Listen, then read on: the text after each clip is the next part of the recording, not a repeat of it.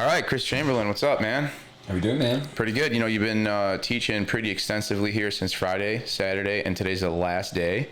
From one teacher to another teacher, putting all that energy and effort and time and thinking into building on specific skill sets. How do you feel? I mean, what's your energy level like? How do you feel on day three, middle of day three here? You know, typically I feel fucking awesome. You know what I mean? I'll lose my voice a little bit, so we'll see how I handle here. But sure. Yeah, I mean, I love it, especially when the people I teach are giving that energy back at the same time. Hell yeah. It revitalizes me, and it makes it easy to do that. So cool, yeah. Cool. So I'm very intrigued that earlier in your life you were a carpenter, building shit. I'm interested in that because, like, you know, life is one giant farmer carry. We're moving things from one thing to the next place in space and time, and we want to be as efficient as possible. So talk to me a little bit about that lifestyle. How did you get into, like, human beings are made to build shit, you know, move through space and time efficiently, and just talk to me a little bit about how that started in your life and, like, how extensive, like, that was, you know, how extensive that was part of your day, and, like, how did that feel on your body, and where did you make the aha moment that, like, I got to transition out of this at some point? Yeah, I mean, I grew up in it. So my dad's blue collar, and he was a carpenter his whole life, and he grew up doing that as well. And my dad and my brother, so I have an older brother, he's like 6'5" and like 250, and he's like all-star, like all-state tight end football. We were all working together, and traditionally I was the smaller guy in the job compared to the two, so I always had to work a little differently to keep up, because naturally on the job site you want to keep up and make sure you're doing your part and doing your job. So I started naturally sort of finding efficiencies and routes of moving that allowed me to keep up and even excel in lots of cases, because I was able to build off of a different way of doing something and not just rely on my brute strength. Yeah. So, like, I grew up my whole life doing that. Talk to me about, like, your relationship with your dad. When he was watching you do something and it wasn't on his level, how did he handle correcting you? And how did you learn taking feedback? And was there friction ever? Because I think this might be an issue with a lot of sons and fathers, sons, the way we communicate to them and how they receive information. So talk to me a little bit about your experience receiving information from your dad while you're, like, learning this stuff, or from your brother. Yeah. Because this is something that I particularly struggle with. I have an amazing relationship with my father, but, like, during the times when growing up, like, he was very, like, just, this is how you do it. And sometimes, like, I would get a little caught off guard, but over time I would develop, like, the mental fortitude and the courage to, like, stand my ground, and also, like, be humble enough to be like, okay, I am doing this inefficiently. All right, listen, but also not get, you know, like, maintain the ego and not be so, like, rigid. So, like, talk to me about that. Yeah, I mean, my dad definitely had, like, this is the way it's done, but ultimately I was watching my brother have to go through how he dealt with that with How much father. Older is he? He's 4 years older. 4 years, roughly. Okay. Like 3.5, 4. So I'm the youngest of all the children in my family, so I sort of got to watch everything and how they interact with people. But basically, I feel like I got more of the tone of, like, what needs to be done, and I'm going to get it done. I don't need to do it your way. So if it gets done and it's correct, then we're good. And I was able to stand my ground probably earlier on with my father like that. And it got done, and it got done well, and it got done in my way and how I needed to do it rather than his way. Got it. Right? Yeah. So Interesting. Yeah. Interesting. So yeah, you learned this skill. Now, how old were you when you got into this? I mean, I can recall being 7 carrying lumber on a job site. So I've been doing this. I did it my whole life. My dad built our house, and most of it was done probably by the time I was growing up, but there were still pieces of it that I was helping, like, assemble our house and things like that. Very interesting. Yeah. Now, how much of this skill set has kind of carried over into the innovation process of the fitness stuff? Soul steps, Weck deck, clubs, and some of the new stuff that you're innovating. Like, how much of that has carried over? You talk a lot about in your sessions carryover from this movement to that movement to that movement to this movement. But life is one giant thing of carryover. The stuff that you've learned previously carries over into your next endeavor. So talk to me a little bit about how the skill set's kind of carried over to. Yeah, I mean, from that specifically, I would say that, like, there's a couple things. So there was the efficiencies with my body. So that in what I do with Weck method would come down to like when we are deciding we're coming up with something, it's like, how do we use it? Is this the most efficient way to make this thing so it's being used well with other people's bodies? So that kind of thought process. There would be the like, I know how to assemble something. So when we're prototyping, Dave also has skill sets there too. Yeah, like we can all sit around and we can like duct tape and screw and glue and like just formulate something and create something that's very raw but works before we like go into a full production type thought process. And then oh shoot, what was the third thing I was thinking? I can't think. Shoot. There's something else that was actually what I wanted to say on it. Ah, shoot. Yeah. So it was the seeing something through to the end. So the big thing about working with your hands and being a carpenter was like starting a project and finishing it and the reward you got from that. And like as a coach, there's some level of that sometimes when you get to work with somebody and you achieve a goal. There's like a, hey, I was here with you to accomplish this, and like I also get a little bit of the like reward of you accomplishing your goal. But like even in what we do is like, hey, we like started from the ground, started working on something, and it was an idea. We built something, prototyped it, put it out to people, expanded on it, and put this thing out into the world. And we feel like it actually does something better. It wasn't just another piece of plastic or metal or whatever getting hawked out. It didn't have a really raw purpose to it. Sure. Yeah. A lot of this stuff is, I mean, I've been kind of intrigued the last 3.5, 4 years. And I'm all about just expanding my skill set and just expanding my understanding and how the body works. Like I always want to approach something like I'm a complete beginner, and just take in the information and then see how it feels on myself and just practice it.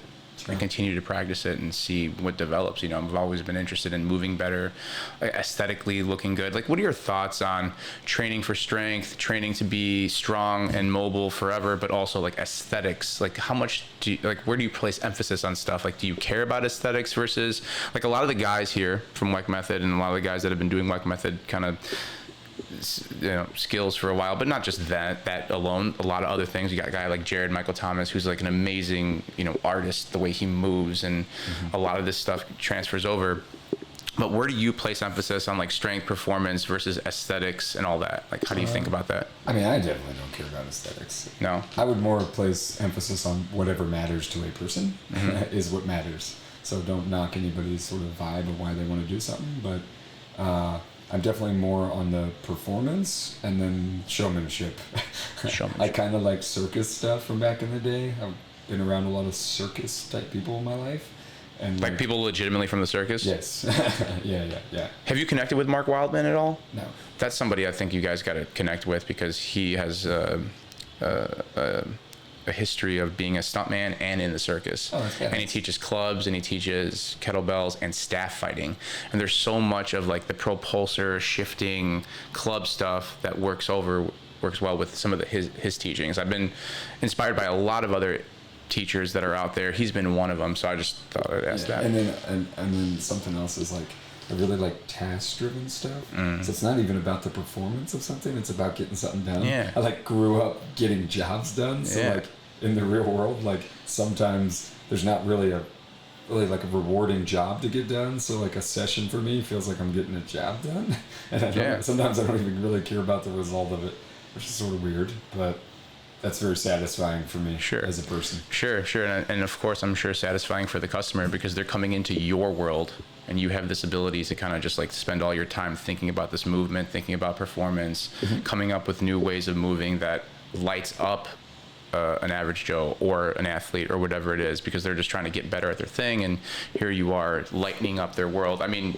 I feel it here, like I've been doing this for 17 years and teaching, and I'm here every single day teaching with the same equipment that you guys are doing with this in this setting. And it's interesting to see other very skilled trainers come into this setting where I'm in here every day, see it the way you guys see it. Now I'm just lit up in this whole new way and like super excited to come into this gym now that I completely see it in a different way. And now that allows me to be more creative with exercise selection, that allows me to be more creative with just the structure of things and the flow of things, and it's very fun. That's what I want for people, man. Is like I know in my when I was just training, a personal trainer, like just running that and running my own business and stuff like that. Like I needed to feel like I could still be creative. Yeah. It's like I grew up as a carpenter and I worked hard and I created things and I got like jobs done and it was rewarding, and like the idea of sitting at a desk and not getting anything real done and really feeling rewarded kind of drove me nuts. Sure, me too. And then even just that influx of people coming into a gym and not actually maybe caring, or me not being able to communicate what I wanted them to really get from it. Like being creative and being able to help build that intuitive practice into somebody, and like being creative and liking movement and enjoying all phases of it. It's just so big. Totally. Yeah. Talk to me about your transition from carpentry into the fitness realm. Oh yeah. Okay, so you were CrossFit guy. No. Not even. No. Just give me the beginning from like coaching, teaching to kind of like where you ended up with Weck. Day one, Chris hated weight training and exercise fully. Hated Had it. terrible experience in high school weight training. Yeah, I remember you saying this actually. I got abused, didn't like it, hated it, didn't want anything to do with it. Saw the movie 300, super cliche, got super stoked, and got into, looked up who trained them, and it was Jim Jones at the time. That was like the guys that did it, Mark Twight and all them.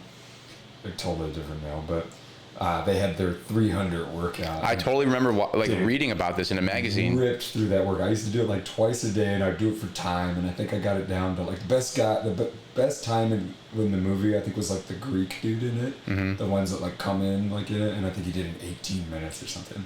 And me and this guy, I like got it down to like 12 minutes or something like that. Like, do you remember what the exercises were? It's like I believe that one was 50 reps of a bunch of different things. I think it started with 25 pull-ups, and then it was like kettlebell clean and press. There were like floor wipers. Yeah, I remember with the barbell overhead floor wipers. I remember that one. I can't remember everything. That's okay. That's kind of getting on there. And like 4, 5, 6 exercises for time. And you went back and you did like 25 pull-ups to finish it off. Or something. Yeah. I remember that. Totally. And just obsessed with that. And what ended up happening, I was getting so obsessed with my own training, and like everybody was just always asking me about stuff. They're like, "Yeah, you should train." So I was like, "Yeah, fuck it." How old were you about? 19 or something. Okay, so early. Yeah, I was early. Yeah. And then I was working with my dad. Like, sure. Like just graduating, and I was working full time as a carpenter. Okay. In the evening, I started doing night school, and then I started alternating between training. I got a job at this little local gym. It's the only gym in the area I was at that had one kettlebell, and it was this rusty, nasty, gritty, like cut you every time you used it kettlebell. And it was the one I had to do the 300 workout with. Nice. It's the only one I could find. And, make it work, right? Yeah. And I got there, and you weren't actually a trainer, so I wasn't certified, but like they gave you a clipboard and made you train people. Like they just called you a fitness instructor. Yeah. And I was getting paid like below minimum wage. And my first person I worked with was this woman. I had to work with her for like 3 years, and she lost 80 pounds. Like, wow. Immediately, like just quick. Like it just clicked. And I was like, wow, like maybe I can help people with whatever. Awesome. Yeah. And I really started, I was loving that idea. I've always wanted to be a teacher, and I was loving just working with people. And I started really kind of like falling into a niche of liking that kettlebell.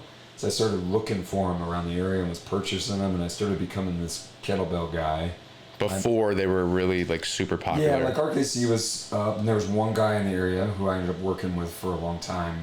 Like he was my boss for a while. I moved off to his little private facility, which was sort of kettlebell driven. Okay, and always in Southern Cal?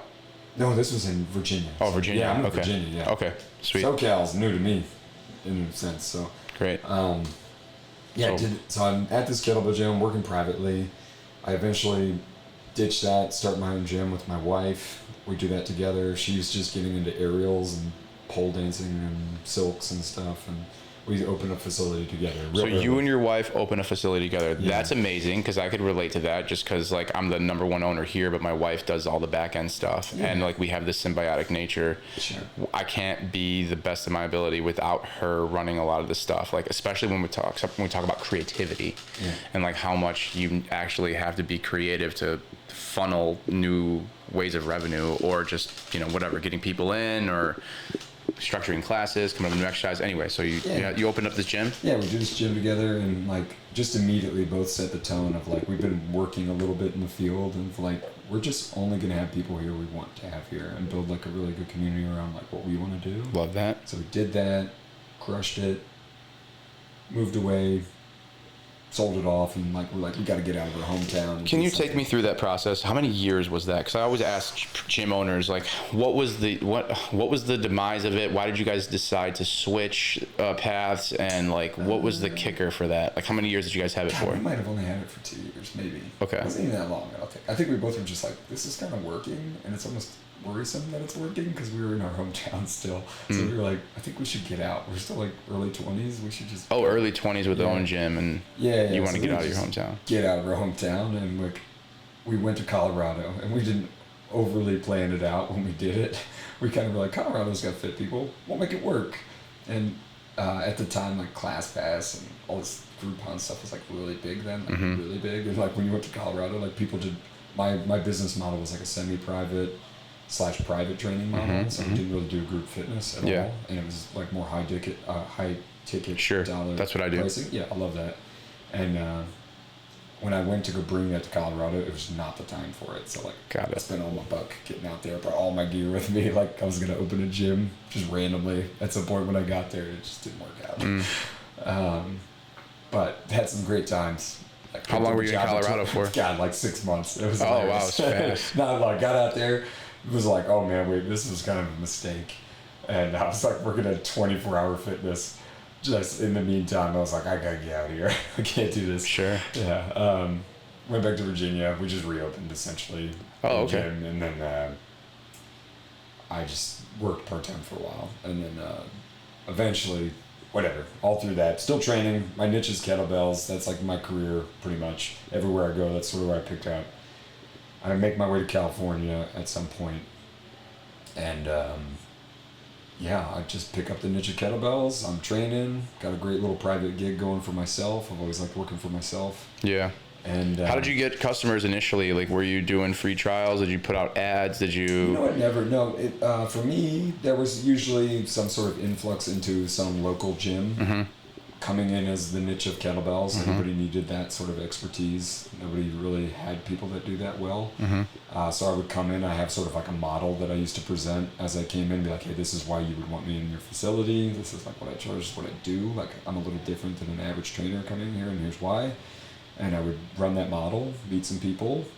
I wouldn't like poach per se, but eventually I would work my way out and just having conversations with people and organically. And I would usually have one client, and ultimately that person would want to come with me, and then just word of mouth from that person, I would build a business. So most of my business has always been word of mouth. Nice. It was my father's way of getting business. Mine too. Carpentry, and it always worked the best. You had better clients, the energy was better, expectations were better, everything was better. So I've always appreciated that. So that's how that typically went for me. And then, so you're in LA. San Diego. Oh, San Diego. That's what I meant. Sorry, San Diego, California. Screw LA. No. Yeah, I haven't been to San Diego yet. I have to come take a trip out there and come visit you guys. Well, how'd you end up at Weck Method? How'd you end up meeting David? Yeah, so I was kind of a little enigma up in this little private gym that just had my clients I wanted to work with, making my buck, feeling great, and I met another local trainer that was good friends with Dave. His name's Chris Daly. He's the owner of S10 Fitness, or co-owner. Yes. Yeah. Passed away. Chris has passed away, unfortunately. But great guy. Just one of the smartest guys I've ever met in my life. The eye training. Francesca told me about him. Yeah, he got really into this stuff called Z Health. He was a big piece of that, but he was just awesome all around. He has so many things. He was working with Dave and helping try to get Dave's ideas out early on, and just presented it to people. And I was looking for a heavy bag on Facebook Marketplace, and I saw that this place was selling them, and I go over there to pick them up, and this guy's selling it, and he took it out to my car for me because he was like, this guy can't carry this thing. And I was like, what? And I'm just getting on Facebook and Instagram at this time. I really didn't do social media or anything, and I'm like, you know what, I'm gonna tag this guy as an FU for not letting me pick up that bag myself, thinking I'm some a little dude or something, and I tag him in this video of me I'm carrying the 150-pound bag, and dragging a sled on like the chain of it that's like 500 pounds, and I've like got like a 203 pound kettlebell in my hand too, so I'm like dragging like 1,000 pounds, and I'm like flicking him off at the same time to tag him in it, and he was like, oh shit, like you're awesome. So I started hanging out with this guy like every other week or whatever, going over there and playing around at his gym, and eventually just was like, you know what, you gotta meet this guy Dave, you guys are kind of like, he's like, I think you guys would vibe well, you're sort of out there, both of you, like in how you do stuff, and he's like, you're a little more maybe physical than Dave is, so I think maybe you'd be able to hear this guy out and see if you can do something with him. Yeah. And I show up at Dave. He's like, you know, they call him sort of like a mad scientist. So this is early Dave too, and he was wild back in the day.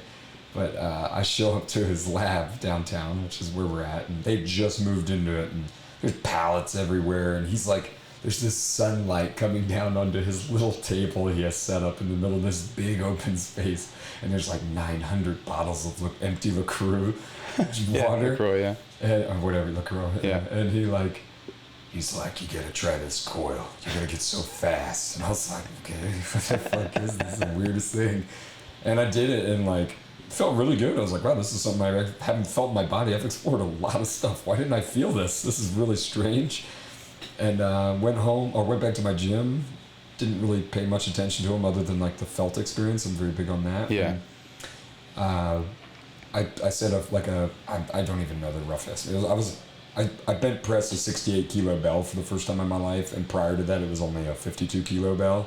So it was like a huge increase in performance, and like I just had no chance at it like the day before. I had been attempting, and I never had anything between to help me, and just getting this little connection in my body like just helped me recognize where I was meant to root all of that to be able to perform that. So I set this PR in kettlebell, something that mattered to me at that time, and immediately it just started making me popping into Dave's place. Like I was just in there every week. Like every time I was off work, I would go see Dave. Like, let's hang out, let's figure this out. Starts teaching me how to rope, showing me a coil, like showing me all the band stuff he's playing around with, and I'm just working with my clients. I'm trying to apply it to people. I was working with a professional frisbee team at the time, and just an array of just gym pop people too, and just applying everything and getting the tools and just seeing how it worked, because nobody was really doing what he was talking about yet. And I had access to some cool guys, gentleman, Daniel Murakami, DJ Murakami, okay, Strong Camps on Instagram. He and a couple of guys were these like leaders in this movement group at the time, and I just happened to join that. It was kind of like the first sort of like fitness community I probably became part of ever. And they would sort of they would do these like monthly seminars, like just teaching. They'd bring in some special teacher, we'd all practice stuff for a month and move on. And basically what ended up happening, I was doing that and part of it and really active in it, and I was kind of like, you know guys, I'm like working with this guy right now, like would you guys let me step in as like a teacher, and maybe I could start playing around with like showing you guys some of the stuff we're doing. So I sort of started doing these little blocks of like individual components of what I teach now today, just to sort of see how it fit for people.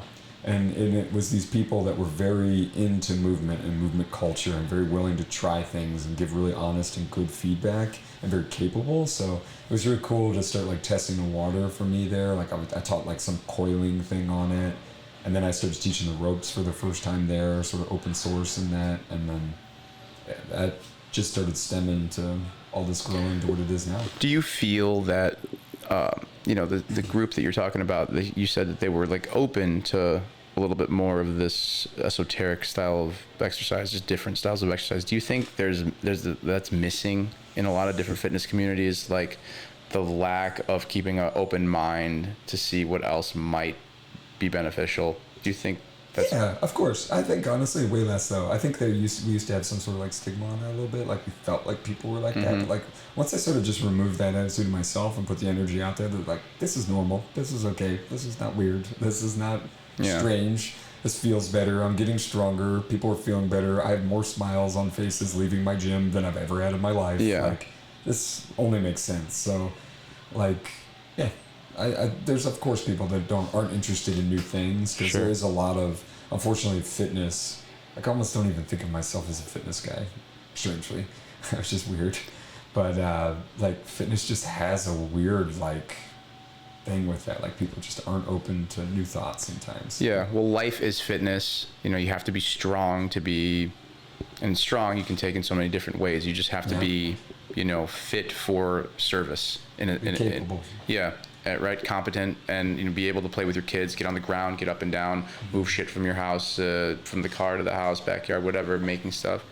And like I always like to be open to these new concepts. Now, when you got guys bashing the BOSU, this really makes David emotional. And I don't agree that we have to fight fire with fire. I kind of like your approach where it's like, you know, we're looking at it as normal now. We have the proof. People buy the BOSU all over the country, all over the world. Yeah. We have happy customers, happy clients, and that keeps coming, and that keeps coming, and it keeps coming. So it's like, what else do we have to prove? Yeah, well, yeah, dude, like tools, like anybody willing to bash a tool isn't willing to look for like a feedback in something, or like utilize it in some capacity. Everything has a use. And some of that comes from me being a carpenter. Is like sometimes like we'd save some scrap piece of whatever you don't even know, and you're like, you know what, shit, like I need that right now. Like that's gonna do something that's so random I wasn't expecting. So just not even having an open mind to like things have uses is kind of shitty. Yeah, but, and like at the end of the day, kind of like you won't get to your level of max potential if you keep closed to certain aspects. Because how you do anything is how you do everything. If you're being closed-minded and very stubborn at one area, again, that'll carry over somewhere else. Yeah. So to be hyper aware of like your effort and your attitude towards things and how they play a role in certain situations, and how that same type of effort and attitude will carry over somewhere else. And I just think like the world needs people to motivate them or inspire them and talk about being healthy and the importance of movement and the importance of exercise, the importance of community. And I don't like the negative banter, the divisiveness that there is from fitness community to other fitness community. And I get that. It's, you know, it'll always be a thing. We're human beings. Yeah. It is what it is. But yeah, you know, like we'll switch topic and talk a little bit about like a success story. You know, like my friend Francesca, you've been working with her. Yeah. An unfortunate accident, hurt herself, lost a lower part of her leg. Mm-hmm. And, you know, she was a Weck method enthusiast, coiling core, learning all types of stuff before the accident. And now, like, as you've been working with her, like, talk to me about some of the positive aspects as she started to learn again and move her body again with the prosthetics. And what are some of the things that you've been seeing in her specifically? It's an amazing example. What's really cool is I only get small bouts of Francesca. Yeah. I've known Francesca for years. Yeah, She was one of the first people I met, I feel like, when I was in California. And seeing her go through that, knowing she was already into everything we did. And when she first came into the lab the first time with prosthetic, she just looked so uncomfortable. She just wasn't really taking to it yet, like how to move on it and how to build confidence in it, from what I could tell. And like, it's somebody I know, so I was like, I don't want you to feel like that. Like, that's terrible. Like, let's explore. And like, I'm just going to be open with you, and let's just try this stuff and let's go. And I haven't actually shown this today, so this is reminding me I want to show this to some people, because it's so great to talk about this. Yeah. I have some little band wraps that I do that I've worked with some other individuals that have had amputations. And basically what I do is I'll like hook a band around the shoulder, and we'll sort of like trace it in like a torque line around an extremity, usually the one that's missing the limb. Mm-hmm.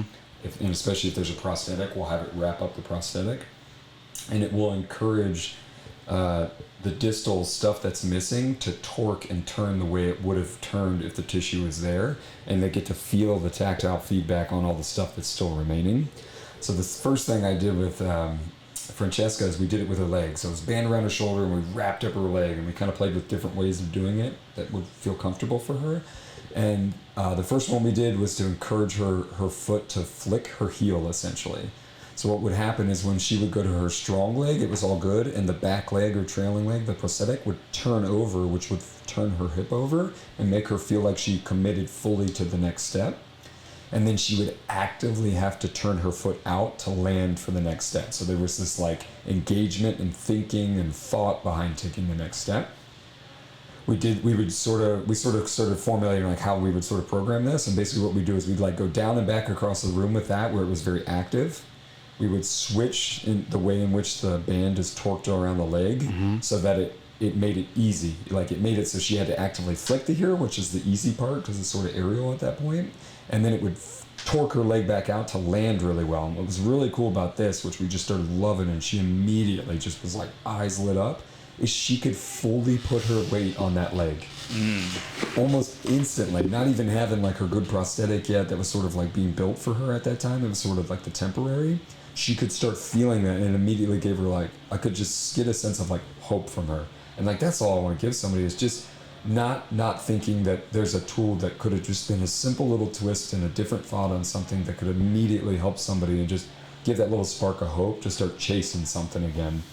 And I was showing her, like, clearly it was for walking at that point, like lunging and starting to develop that thought process. I'd get her gait feeling good, because compounding that was going to be something that was going to put some negative effect on her very quickly. Sure. And then what I started showing her is like, she loves benching and lifting and doing all this other stuff. I knew she was already into that. So I started showing her how, like, people talk about like pressing through your feet when you bench or something as simple as this. And like, she couldn't even barely bench anything anymore because she didn't feel like she had that connection or drive through the legs. Well, I gotta imagine you gotta relearn everything. Yeah, but dude, we would put that band on her, we would double it up, and she could just like, she to this day still rips. That's like the way she'll bench, and she can move a bunch of weight because it helps her connect and feel integrated to that shadow limb, you know, like that missing part of her body. So yeah, I don't know, it's like super cool to me. It's just being open to that idea and being confident and rooted in sort of what your practice is about, and always recognizing it's not like perfect, and you're still working and making that clear with somebody, and we're willing to fiddle and try to find something that works with you and your body and give you that glimmer of hope for stuff. So you do a really good job, in my opinion, of building on specific skills, like for the rope, for example. Like yesterday, day 2, first day of WMQ, you know, we started with like the finger hook.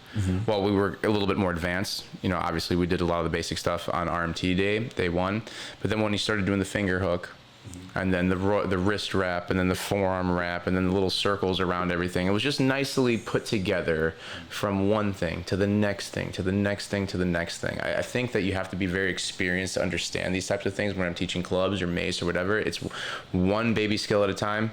Next baby skill, build the 2. Third baby skill, build 1, 2, 3. Fourth skill, build 1, 2, 3, 4, and teach this stuff in blocks. How long did it take you to really kind of understand this process? And then, you know, when it comes to like learning something like the rope, you can go into so many different aspects of it. Where do you start? How do you start? I feel the same thing with mace, with clubs. Like, there's so many different ways to go about it. This direction, that direction, sideways. There's so many different ways to do it.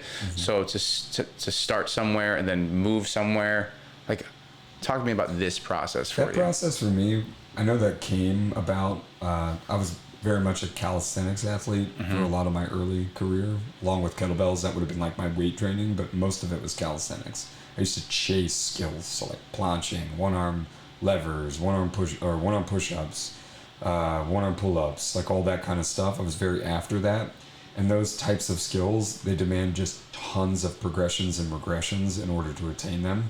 Because you just have to have so much volume and a skill set to start understanding how to do that. That I just started coming up with my own, because like I didn't actually use like the internet much for like looking for things at that portion of my career. I was sort of just like, I would see something and then I would try to figure out myself. So I had a lot of practice in trying to come up with my own regressions and progressions. And just the amount of practice I did with that, then getting into kettlebells and recognizing you sort of needed to apply that to a tool as well. So like the body was like an underlying thing to like, how do I represent that with this tool now? And I've always sort of had like a nice little protocol that I used to run with kettlebells, and that was like my niche going into any business if I ever needed it, to like make sure I had money. So I always really worked on developing that. That's actually really cool though. Like, you always, like, you started over.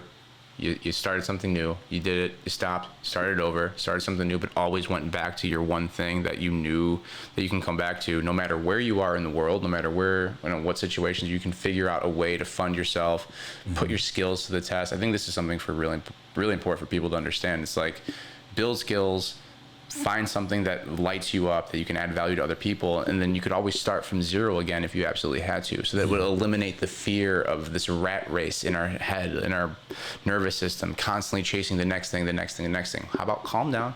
Wait a second. If this is all over tomorrow, how would you be able to take your skills and start from zero again?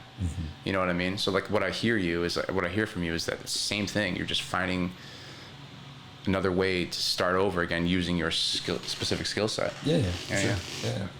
And anyway, continue. So you're doing that with kettlebell. You're building on stuff. Yeah, so I think I just got practice in that. And then because I was not so much concerned, I was already starting to feel more intuitive and like trusting in my own like like I think last time we spoke I talked about like firing clients almost. It was never that negative, but I wouldn't take on somebody unless I felt like we were going to be having some good exchange. Sure. And part of that was about like, you're here to learn and develop skills. So that was part of my building and seeing what actually worked with people. So like I had years of just doing that. So like when I met Dave, and Dave has all these like great gadgets, toys, like things, tools that are awesome that like didn't quite have the little like nuances to how to make sure they were approachable to everybody. I sort of got to come in and go like, yo, we should be doing this. Like, let's try it this way. Let's add this little step in there just so like it makes sense. And like just got to do that, and I got to test the waters in that one community, and it just like clicked. Like it just clicked for everybody, and I was like, oh my god, like let's do this. Let's. Like, when did you guys start doing Weck Method seminars and workshops? Oh man, gosh, I feel like it was right when my kid was born, so it was like 5 years ago. Okay. Yeah, so like I think I hung out with Dave probably for like 3 or 4 months, sort of off and on, like just kind of coming in the lab, and then he was kind of just like, you know what, like I want to do an education. Like there were 3 other guys I think that were super into it at that time from around the country, and we all sort of came together, and for the most part I sort of planned what the first WMQ was, like this private one where we had the 4 or 5 of us at it or something, and it turned into us just roping basically for 3 days. Ultimately, we did some other stuff, but I sort of like just naturally took charge of it. I kind of, because I've been around Dave a lot more, I just sort of noticed that like it was kind of getting off rails, so I just took charge, and that kind of made it clear between the two of us. It was like, oh, like you're the fucking guy. Like, you're gonna do this with me. So I kind of just made that happen. I sort of just made the switch in my life. I ditched all my clients and went to the lab and started working on education with him. And I think within the first month, we threw one on the schedule. And I think I had 20 or 30 people at that first one. Nice. And you just did them at the lab. And then, and I think for 3 or 4 months, I was doing 2 a month with 20 people in it. And then we just started switching to once a month, kept doing that all the way up to COVID. COVID hit. I had to think fast and rebuild. And I created an online thing that turned into a single day event, which was 6 to 8 hours, which at the time was called PBR, but that is the RMTS that we took on Friday. Okay. That's basically was a digital version of what we taught on Friday, and I'm just like, every time I teach, I learn from everybody, and I'm constantly trying to grow it, and I don't even get to grow it and change it as fast as I'd like to, because that's almost not kind. Sure. Like the other people I learn, they would be changing too fast, but I like being able to have some flexibility on how we teach. Sure. And everything. But, after each day, do you have like a moment to yourself where you're kind of just reflecting on, shit, I should have done this better, or tweak that up? Like, do you have like a protocol, or do you just kind of like naturally do that? Yeah, I just naturally. Yeah, I don't have to have like a sit down or anything with it. I think maybe early on I probably had more like deliberate sit downs, like, oh yeah, like that I didn't hit that. I should have done that earlier, or things like that. Just try to improve on it. I more so now try to get people to give me honest feedback, things that they really wish did happen at the courses. Because everybody's awesome. We have a great time, and I think everybody has good intentions, and everybody has a great time. And they'll say they had the best time of their life. Like, okay, whatever. I appreciate that, but like, what could have made it better for you? You know what I mean? Like, what did I not say, or did I not offer like a way of learning for you? Like, I try to give visual. I try to leave room for talking. I don't talk quite as much as some, like things, but I really like people to get a felt experience. I learned well there. For sure.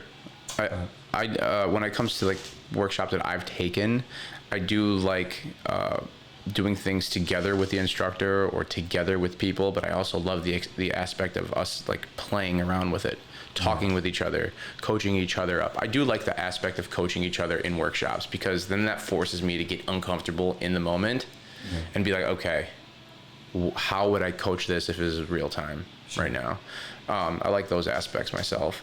But nonetheless, I'm having like an amazing time here. And then the fact that it's here in the gym that, I created and like got you guys to come here, and we got everyone else to make it happen. And it's like I've been stopping every so often and just kind of like standing and just like watching and being like, wow, okay, this is actually happening right now. This is amazing. You know, this is what I want this to become. I want this place to become a space where people to realize their potential, realize their capabilities, realize that they're healing machines, realizing that they're performance machines. And you guys are coming in here and making this another level for me. And I really, really appreciate it. Yes, awesome. It's been so fun. So let's just keep it short here. We got a little bit more time left in this break, so you can just kind of just take a load off, get yourself set up, and figure out what you're gonna, what you guys got going on for the last half of this, and we'll wrap this up. So let's leave it where people can find you. Chris Chamberlin, what's your Instagram, and where else they can find more information? Yeah, so I'm at Eroding Weakness on Instagram. You can find me at Weck Method as well. And then, if you're looking to come to a seminar, right now I do only live events. When's the next one? Where's the next one? So the next one I'm doing is in September. It's just outside of London. I think it's called Petersborough. Oh, great. Yeah, it's at the Escape Your Limits facility in Petersborough. So okay, cool. There. And then we'll be in Austin in October.